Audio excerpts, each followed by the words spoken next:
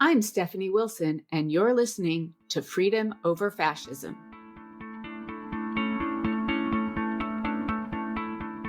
Two of the big words we've been talking about throughout this conversation, one is, representation in that inclusive way, right? That everybody has a place in these communities and in these curricula as equals, as full parts of these communities. And then that idea of citizenship, right? And citizenship as active and engaged and critical and forward-looking.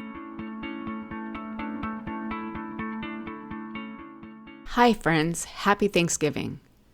During the course of this show, we've talked about the importance of teaching and learning honest history. All over the country, MAGA politicians and social groups have been working to change the social studies curriculum primarily around the history of enslavement and race relations in the United States. What's at stake is the question of who can be considered a real American. As I discussed with Professor Ben Railton, white Christian nationalists try to change the way we teach history and literature to reinforce the hierarchies where white Christian men hold the dominant positions. They try to remove agency from anyone from a marginalized group who might want to challenge the dominance of straight, white Christian men. They try to deprive BIPOC, non-Christian, and LGBTQ+ kids of the ability to see themselves in literature and in honest history as part of their efforts to squelch kids' imagination and curiosity, as well as their ability to see different perspectives than their own in history and literature. The way we talk and learn about Thanksgiving is part of this conversation. The myth of the Pilgrims, English religious zealots who landed in what is now Massachusetts in 1620 and got along famously with the native people they found, is one of the foundational myths of the United States. By now, most of us know that the story is inaccurate and exists to justify European colonization of North America. It also serves as part of the narrative defining who has the right to call themselves a real American. In this narrative, where the Puritans disembarked into the waiting arms of the indigenous folks, white Christian settlers emerge as more capable than they actually were and less violent than they became. We don't learn about how precarious their survival was, which helps cement the narrative that placed white Christians at the top of the hierarchy and emphasized the role of Native Americans as helpful guides who were ultimately expendable, as the white Christians learned to survive without them. Most school history books teach that the native people handed off America to white people so they could create a great nation dedicated to liberty, opportunity, and Christianity for the rest of the world to profit.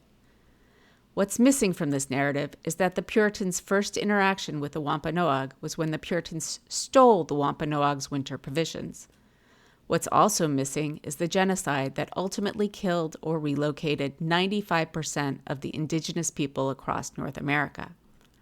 Once again, our founding mythology removes agency from the indigenous population and sets their opposition to further settlement as an opposition to the divinely ordained white Christian settlement of North America. All of this subtext is built into the holiday that we barely think about as we hurry to gather with family or friends for a traditional ritual in which we stuff ourselves silly and possibly watch football at the same time. This year, as MAGA Republicans attempt to define who is American, with their attempts to take away our freedoms one by one, we can see how they're trying to rewrite our future as they redefine our past. I talked to Professor Ben Railton about social studies curriculum and its importance in defining who we are and where we're going. As we take a pause for a couple minutes, I hope we can think about how we're going to fight for freedom for all Americans over the coming year. Before we start our conversation, I ask for your help supporting this podcast. You can become a paid subscriber at HoosierVictoryAlliance.substack.com or a patron at patreon.com/freedomoverfascism. Please leave a review or rating on Apple Podcasts. Now for my conversation with Professor Ben Railton. Welcome back, Ben. We've got a new name, but our goals are the same. Are you ready to talk about history and identity today? I sure am. And thanks so much for having me back, Stephanie. I had a great conversation the last time, and I really like My sons like to say my favorite quote, the thing I say the most is, let's keep the conversation going. And I think it's true. I say it about once a day at least. And so this is a great chance to keep a conversation going. I'm really glad to be able to do that. I am too, and I think that that's a really important thing. One of the things that I think is most important is curiosity and, figuring out how things fit together. So I'm hoping that we can spark some curiosity today and satisfy a little of our own. So first, I wanted to talk about curriculum that we've seen in the news. We've recently seen that Florida changed its social studies standards, and Florida and Oklahoma and some other states are adopting curriculum from the right wing Prager University. And I saw an Atlantic article this week by Adam Serwer. He places this change and attack on history instruction as a response to the 1619 project. Can you tell us a little bit about that project and then what you think the right wing is attempting to do? Absolutely. And I also want to give a shout out to another great recent article that was thinking about some of those things. Tara Hunter, the historian, had a great piece in the new magazine Hammer and Hope, which is a kind of radical African American history magazine that was thinking about some of those same things with Florida in 1619. So folks should check that out too, and all of Hammer and Hope, which is great. And what I think actually Hammer and Hope and the 1619 project have in common is how different they are from the kind of the mythic, to use a term I know we'll keep talking about, the mythic narratives of them that the right is propagating, and that really leads to some of these, I think, these curricular efforts. So there's this kind of stereotype of the 1619 project, I would argue, that is the idea that it is explicitly anti-American, that it is sort of offering a really overtly negative portrayal of America, the worst of America, as kind of like who America is, and teaching students that kind of negativity, that kind of anti American narrative of all the worst that the country has been and included and done and featured. And I would argue not only that that's not true, but that the opposite is true, that what a curriculum like that is offering, and the 1619 project was a media project for the New York Times Magazine, but it features curricular elements and then has been modified as something that can be included in schools, not the only curriculum, but included in schools. And I think what it offers as a curriculum is two layers, one of which is absolutely the idea of exploring all of the nuances and the complexities and the spectrum of what American history has featured, specifically in that case around African American history and slavery and segregation and racism, but also just broadly the idea of the full nuanced picture of American history.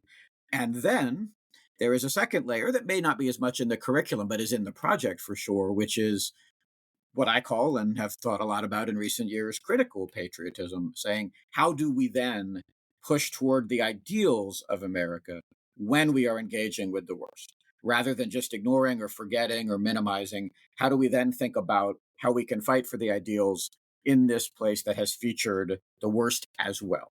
So I think that second layer, again, is really what is entirely absent. The first layer is entirely misrepresented by the critics, I would say. But the second layer is entirely absent from the way the critics and the negative voices have thought about something like the 1619 project.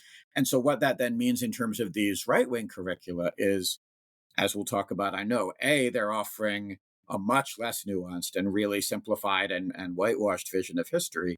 But B, there's this idea that that's the way to get to patriotism, is to only think about the most idealized version of us, of America and American history, and only offer students that, so that presumably they will then sort of instantly and entirely, I would say, worship, but at least love and idealize this place.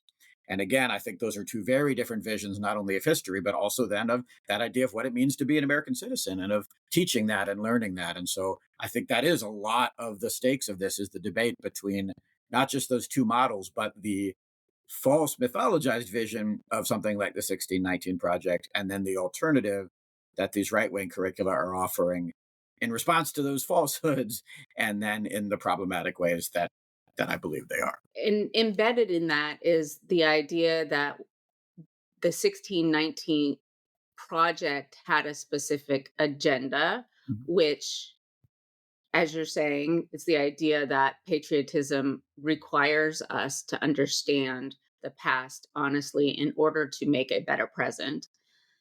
But the idea that the sanitized, whitewashed versions do not have an ideological aspects, which is also entirely false, because every historical project embeds the the ideas and ideals and values of the people who are propagating it. And that's just the way narratives work. We surface the narratives that we think are the most important to our time and place.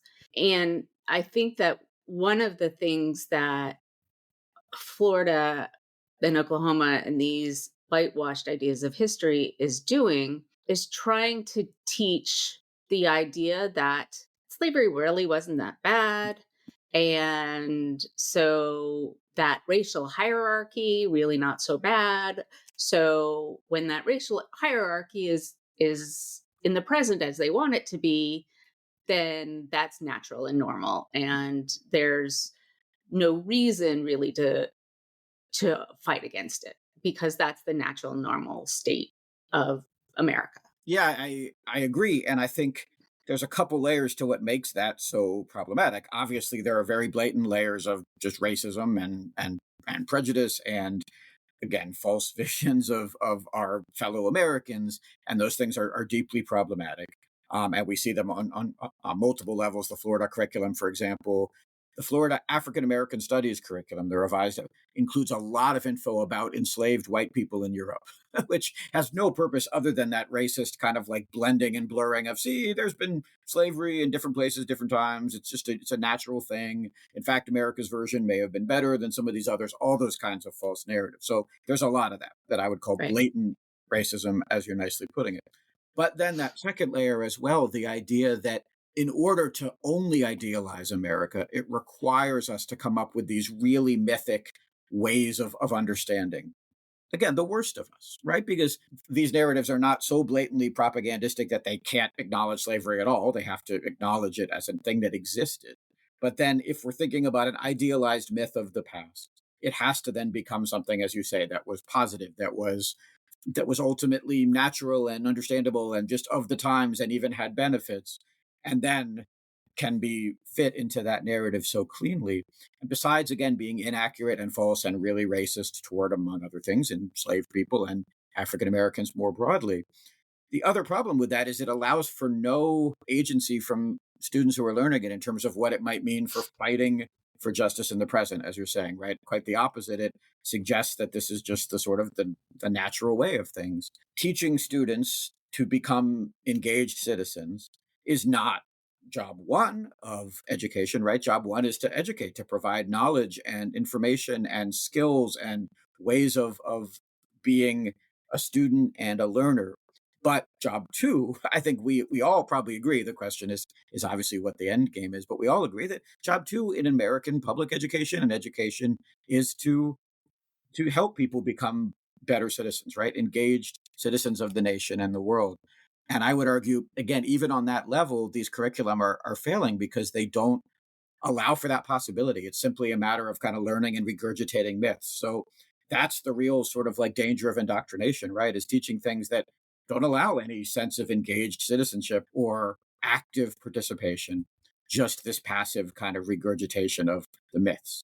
If there's any indoctrination happening, it would be that rather than helping students become engaged and active and critical in the way that they are part of a society. So I think that's another really problematic layer on top of the racism and the falsehoods is where the indoctrination is really seeking to happen or happen. The interesting thing about this is it's so blatant that it's caused conversation. Mhm. You know, we're having a conversation about this, and the country, in some aspects, is having a conversation about this. But it's been going on for a long time, more under the radar. This whole teaching of myths and regurgitating it. One example being the big ones that I'm thinking about.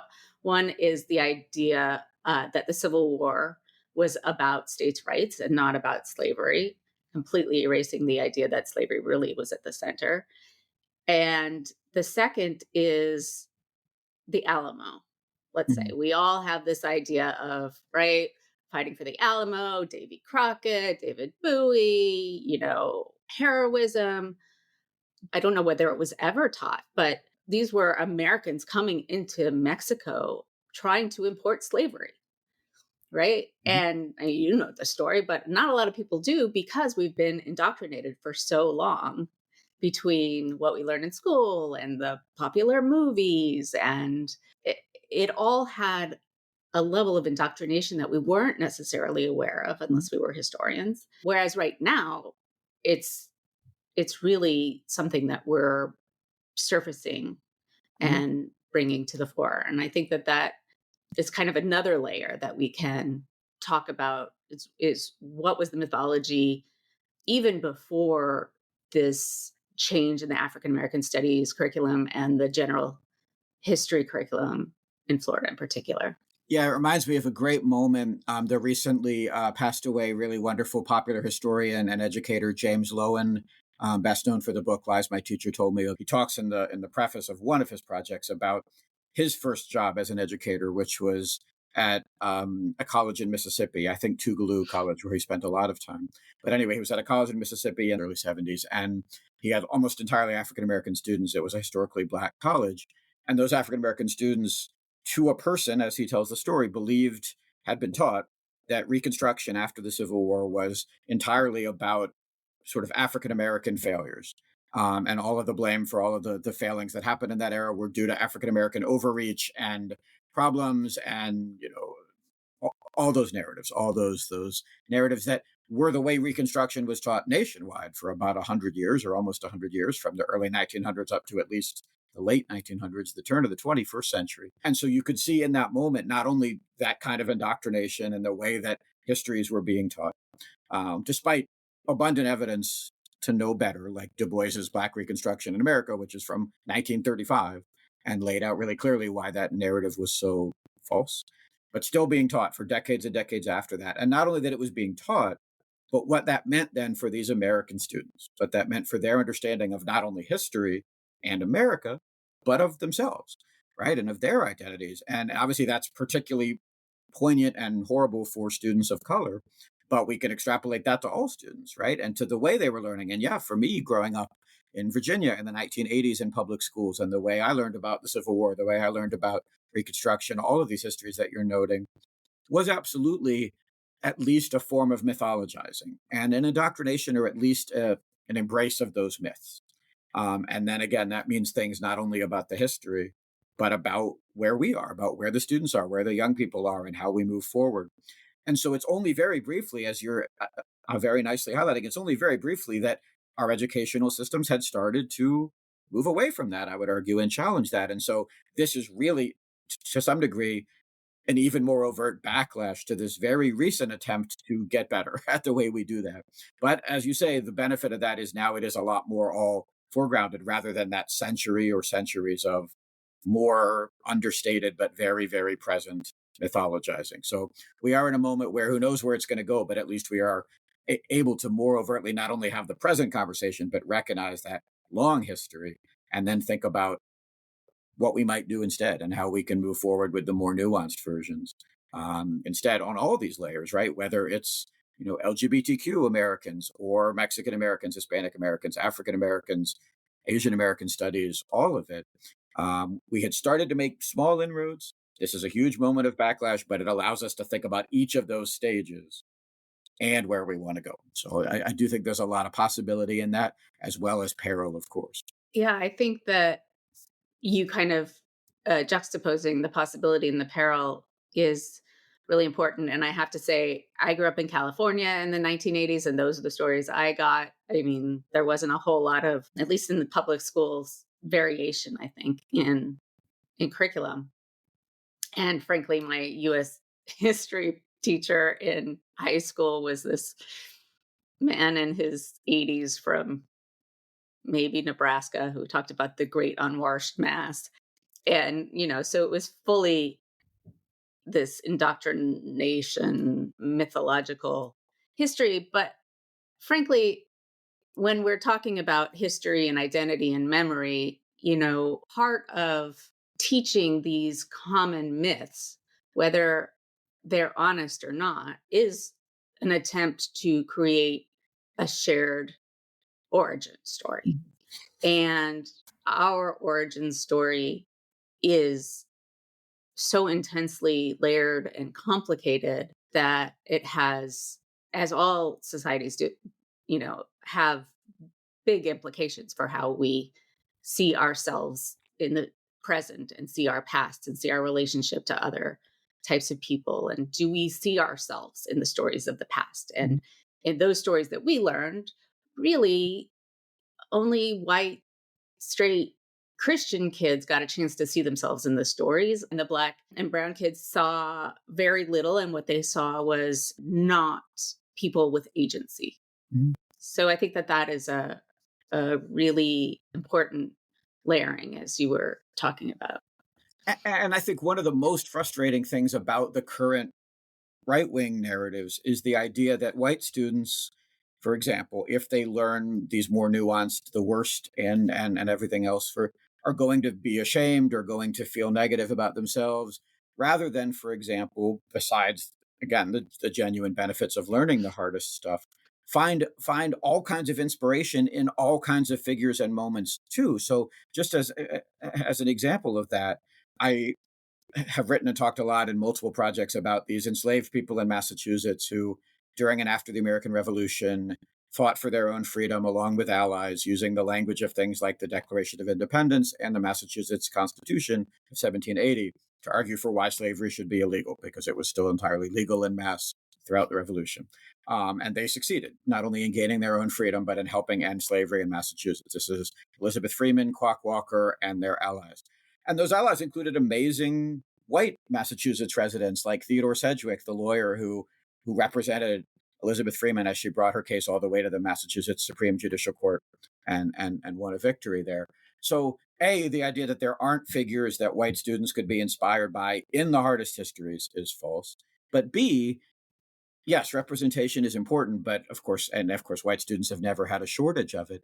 But the idea that any student couldn't be inspired by Freeman, for example, is just not, to me, accurate to the way that we work as humans and how we learn and what we can connect to. And so I find that really, really not only frustrating, but really patronizing. The idea that young white students are going to only be ashamed of the worst of what some white people have done and what America has included, rather than find inspiration as well as knowledge from the best. And you only get the best, I always argue, through those kind of moments that also feature the hardest and the worst. So there's a lot of layers to it. And yes, representation needs to continue to be a part of it. And we can get to that through the hardest histories too. But we also get so much that we can offer our students that I know from teaching for 25 years now is incredibly meaningful to all students. So there's so many layers to the kind of myth that these right-wing curricula and narratives are based on. And that's, I think, a layer of it as well, that students are going to feel negatively rather than all the real benefits that can come from learning more fully. In my interview last week with Representative Gloria Johnson from Tennessee, who was a public school teacher for 27 years before she became a state representative and is now running for Senate, said that, as MAGA is defunding public schools in the places where they hold the power, she noted that public education is the bedrock of democracy.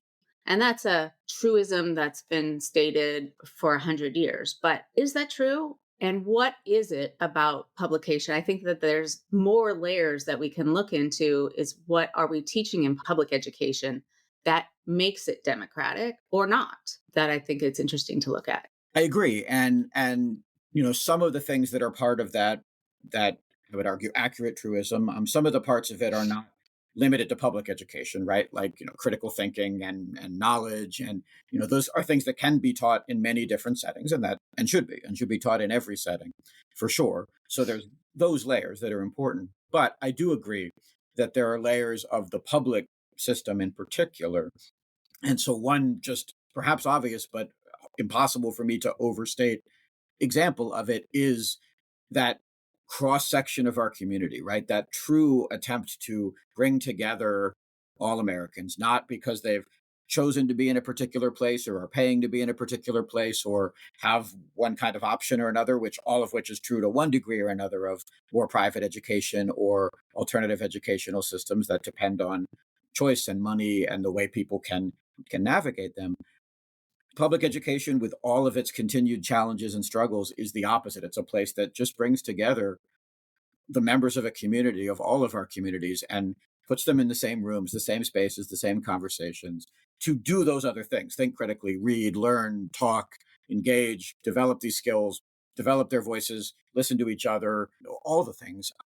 And so I've talked in so many of my projects about inclusion as an American ideal versus exclusion as the other end of that spectrum. And there's no space in America that can be more inclusive than public schools. Again, there's all sorts of shortcomings and ways in which they too often are not. Here in Massachusetts, our public schools are very segregated economically and racially and otherwise because of the way we fund them and all sorts of other issues that we need to address. So it's not that they always achieve that, but that is a central part of the goal. And a part of what public education can be is genuinely that inclusive model. And then if people are learning to become things like engaged, active, critical citizens, which again can happen in any educational space, but if they're learning that in a community, in a space that is inclusive, that is as diverse as we are, at least that's the goal and the thing to fight for, that pulls together both those threads, right? That the individual's role and what our community is and should be. And those two things in combination, each of us individually and then the American community at its best, is I think everything. And again, I think public education can at its best offer that in a way that very few other spaces can.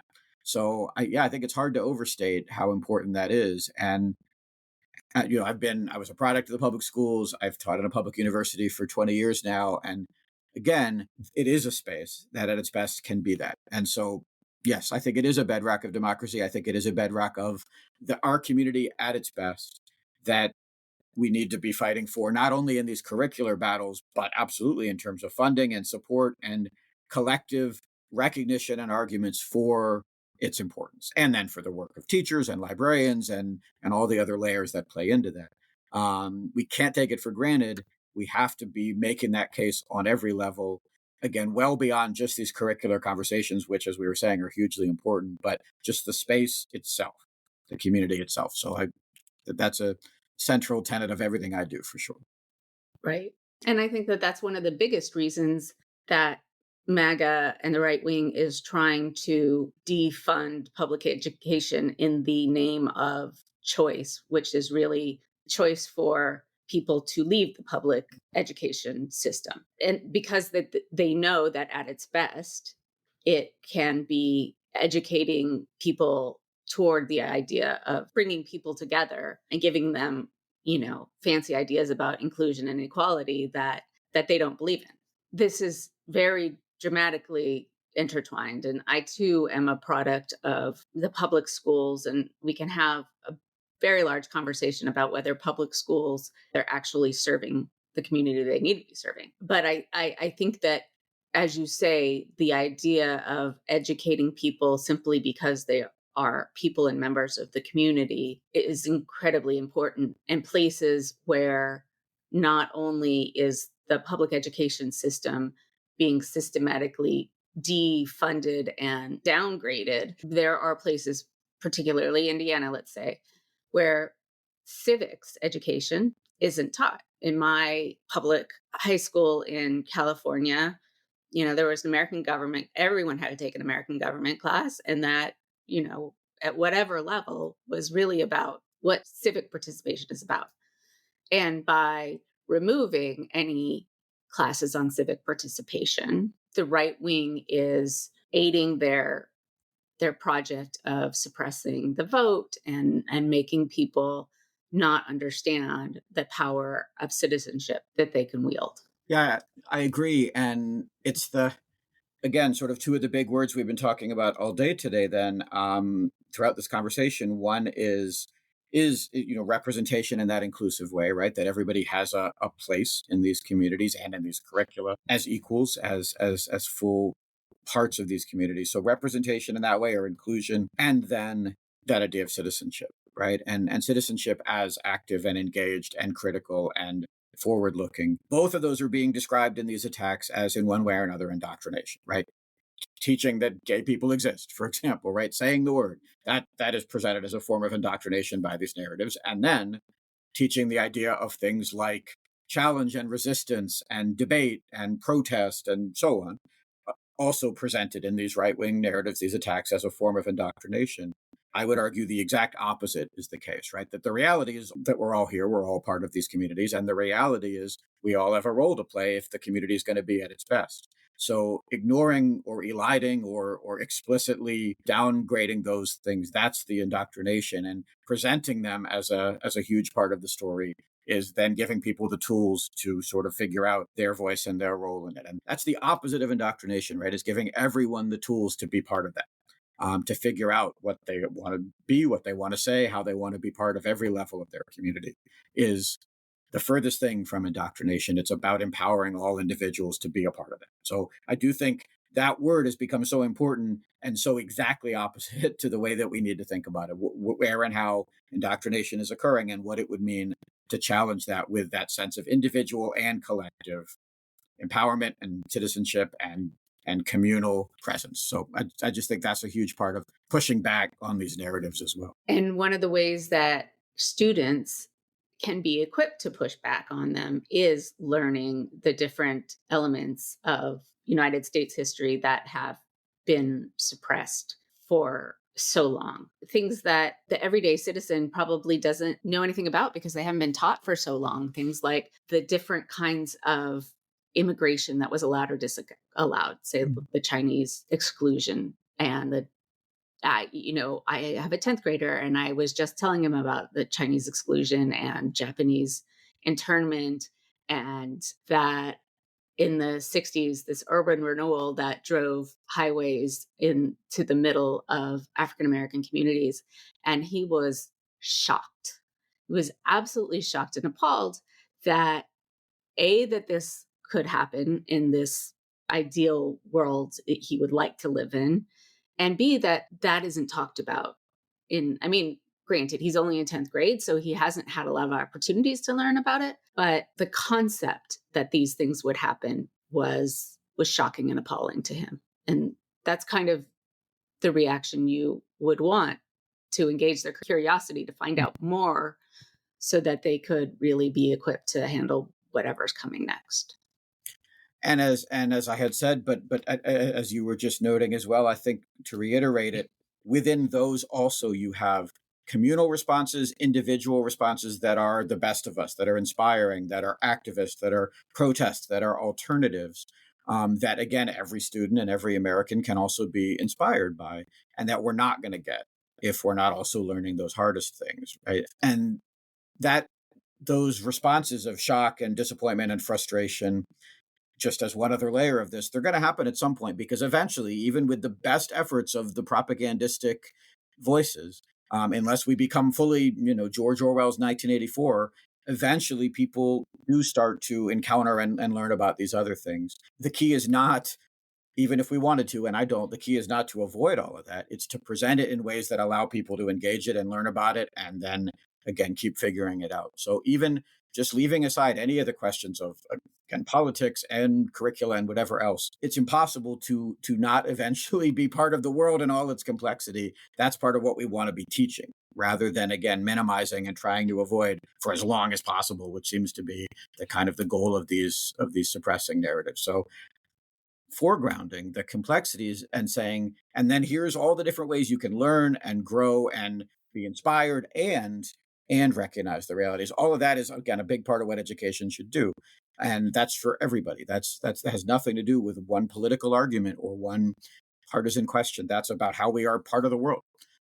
So I just think it's a disservice on every level, including just what it means to be a human being figuring those things out, to try to present history or anything that elides and minimizes all of those kinds of realities and nuances. Exactly. And this whole idea that presenting the past as complex centers the white kids in such a way that, say, Black kids or gay kids or Jewish kids or Muslim kids, they don't get to ignore a Right. lot of these things because they're present in their lives all the time. So the idea that we're this big white fantasy land that's magically delicious is really a false idea of protecting white kids that no other race, ethnicity, religion gets to have. And we know that life experiences are really important to how you view the world, right? But also, we know that kids can handle an awful lot. And I think that people who want to protect children don't really know children, Mhm. right? I mean, first of all, that they shouldn't encounter any degree of problematica. These kids, their lives are problematic. Like Mhm. everything is big. All their emotions are big. And if you think that kids aren't thinking about these things, you haven't been talking to kids. But also we know that, say, I'm Jewish, and in the Jewish community, we teach our children about Jewish history and the Holocaust, which has a lot of hard times. We teach it relatively early, and we teach it with compassion. And we know that there are ways to help kids deal with difficult subjects. Resources and thought and creativity and nuance are brought to it. So the idea that it's impossible to teach kids hard things is very easily proven untrue. It is. And I think at the end of the day, and this is a parallel topic, but it goes to what you were just saying. At the end of the day, protecting children in that narrative, in this particular way, is really more about, again, protecting sort of a status quo view of the world that the Exactly. adults in question have. And yes, as kids learn these things, it becomes impossible to simply accept that status quo world as the only possibility. That does become impossible. But again, that's both American and human to figure out that that's not enough, that there's more complexity and more possibility for us. Because again, in the status quo version, there's very little for us to do, especially young people, other than, I guess, just learn it and regurgitate it in that genuine version of indoctrination, rather than recognize its presence, but also its limitations and all the other things around and outside and beyond it, and then imagine their role in that. So yes, it is impossible to only accept the status quo when you learn in all these ways. And I think that is scary to a certain portion of adults. And again, leaving politics aside, understandably, we all have certain kind of stories about the world that we're invested in.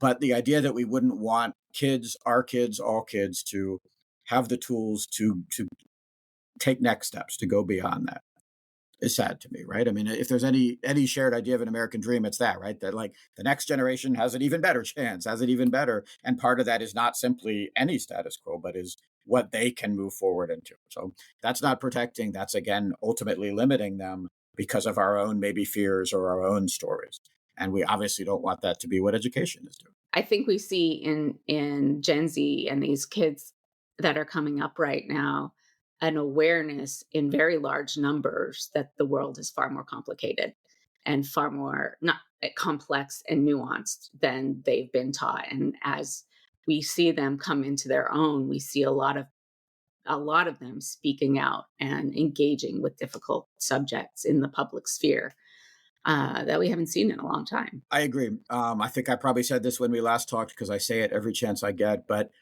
I'm a congenital optimist, struggling like crazy in 2023 to keep finding reasons for that optimism.